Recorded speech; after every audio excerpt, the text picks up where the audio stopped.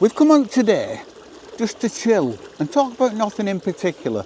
We've found a lovely spot by a stream in some local woodland.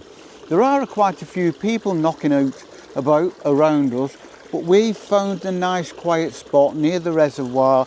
This is a stream that runs off the moors and it carries water and it collects as it comes down and it carries water into the reservoir. It's about medium today. Sometimes when we've had a lot of rain it can be like a torrent, and then after a couple of days of dry weather it dries up. Molly's here, Molly's sitting over here next to us, just chilling out. And that's all I wanted to do today, was just to chill. Brought a flask, so we're going to have a coffee and just chat about nothing in particular, about whatever comes into mind. I hope you're all having a good day. Apparently the weather in the UK is supposed to be boiling at the moment. I think it's about 10 degrees cooler in the north than it is in the south. But we deserve no less, being northerners. Cheers. Nothing like a nice cup of coffee when you're out in the countryside. It's a nice cup of coffee or a nice cup of tea or whatever you like. It makes a pause in your walk that much more rewarding. You're not just stopping, because stopping is just a pause in your walking. But when you have a sandwich or a cup of coffee or something like that, it makes it a bit of an occasion, don't you think?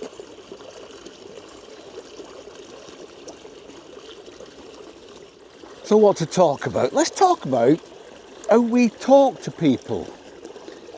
If you're living a slower, quieter, a more peaceful life, if you're living that kind of life and working in a high pressure environment, or you're living that life and like me, you're retired. Hello Molly. You're retired and you're just chilling. Do you adapt your conversation to other people's? By adapt your conversation, I mean your volume, timbre, cadence, just how you talk. Do you find yourself feeling like you don't want to debate, you don't want to get into conversation? How are you when you're on your own? Do you still crave conversation, or do you value the quiet? Do you resent people engaging you in conversation? I find that automatically I like being on my own. I don't particularly want to engage in conversation with people, but being a nice human being, I will, of course I will. But I find myself almost orchestrating the conversation. I found this with somebody yesterday because they were talking and I could tell they wanted to kind of start off a conversation about politics. You get dropping things in, and it was like bait to try and goad me. And I think they just wanted to have a debate, and I didn't want that. So I basically took over the conversation and steered it away from that.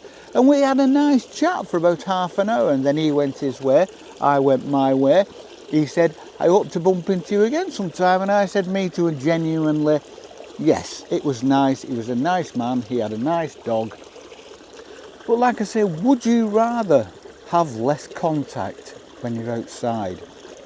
I find if you can find a spot like I have now with something really nice and gentle, like the sound of a running stream or something like that, I want nothing to interrupt that. I want to kind of sit here, because if something interrupts that, it's like a break in a train of thought, and I feel like I then, Molly's mooching about behind me, I feel like I then have to go and start from the beginning again. It's like just a continuous thing. You break it, you break your concentration. It's almost like meditation. When you sit next to a stream or something like that, or somewhere where there's just a nice noise, or where you can just hear bird song, or you can hear sheep or cows or the wind in the trees or anything at all that's nice. You feel like, it's all, like I say, it's almost like meditation. Molly's walking about in the stream now and she never does that. Well done you. You don't want anything to break that, and you get into like a mindset. It's like I say, it's almost meditation, where your mind drifts away. You kind of forget about everything else that's going on around you.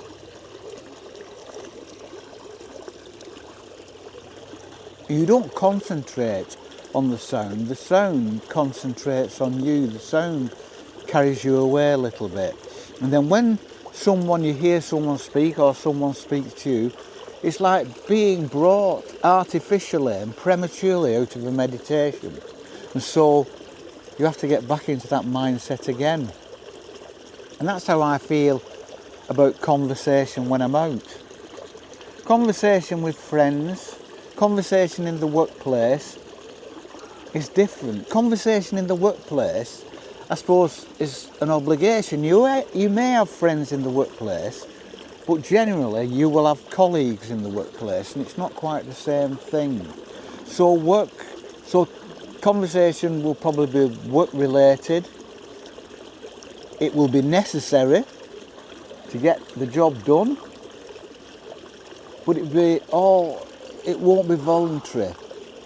You won't have instigated it on a conversational level, or not often. Home life, when you're at home with your kids at the end of a work day, there are conversations there that are necessary. You've got all sorts of family problems and family troubles and family things to talk about. But then when you're on your own, or you're with your partner, or you're with close friends and you're out in the countryside, if it's close friends, you tend to understand each other. And so long pauses are fine. You find this with your partner. There aren't awkward pauses because you know each other so well that quiet between you is as much a link as conversation is. That quiet between you is as much like a bond as any conversation is. That's the value of peace and quiet. I don't want to talk to anybody at the moment. I will leave here, and pretty soon, within a few minutes, I will probably be in an environment where there are other people walking dogs. And I will accept that environment, and we will pass the time of day. But I have sought out a quiet spot, and that's where we are now, with a coffee. And Molly's really enjoying herself. She's mooching about like mad. Does anybody in the States, do you say mooching? We've always said mooching about. Does everybody in the UK say mooching about?